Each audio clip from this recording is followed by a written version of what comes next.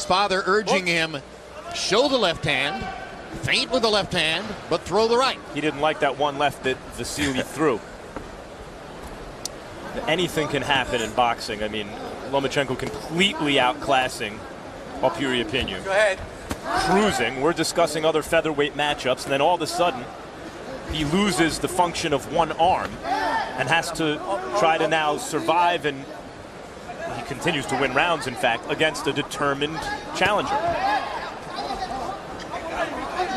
Way back in 1986, in a heavyweight fight in Nevada, I saw Terrell Biggs beat Jeff Sims with one arm. Usually, it's better if the lead arm is the one that isn't broken, and that's the case for Lomachenko. If his right hand were broken, he'd probably be in a far more difficult situation. A much more difficult situation. Okay.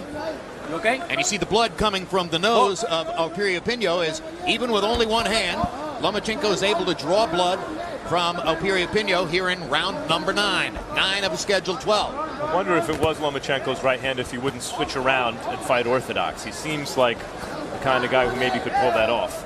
He probably could. Well, we've described him as Superman, so it seems like he could pull almost anything off, but he's human, like all fighters, and this is a new situation. Throws the left hand twice, throws it twice more, throws another left hand. Suddenly the left hand comes back. Let's see how his father feels about that. Do we know that it's the hand and not the wrist? We don't know. Because he was pointing to the forearm area towards the wrist earlier, shaking that out. Well, it's probably more damaging over the long haul to punch with a broken wrist than with a broken hand. Neither is going to be fun, but he's throwing the left again routinely, frequently. Not throwing it with any power at all, but there it is. What it'll do, it'll eventually set up a great left hook if he continues to stick it out like that. Right hook. Right hook, I mean, yes. There you turn right hand for a minute. Squares up, uses the left hand to sort of jab with it, and now fires a power shot with the right. And there's the right hook that you were looking for, Roy. Usually, if you pity-pat with that straight left hand, it'll open up a right hook. But that would seem to be what he's doing. Lomachenko inventing on the fly in the middle of round 9.